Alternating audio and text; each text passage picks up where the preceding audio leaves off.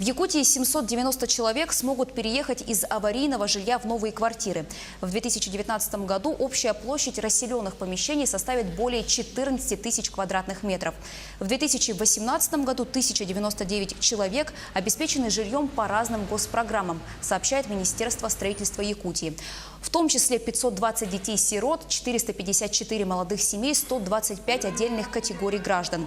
В текущем году планируется продолжить финансирование реализации программы обеспечения жильем многодетных семей, имеющих 5 и более детей. Помимо этого, активно пройдут мероприятия по обеспечению инфраструктурой земельных участков, предоставленных многодетным семьям.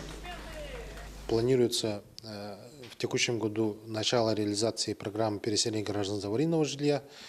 Данное направление очень является одним из таких крупных проектов, которые мы начнем реализацию в текущем году. За 6 лет планируется переселение более 60 тысяч человек из аварийного жилья, признанного непригодным для проживания, постоянно на 1 января 2017 года.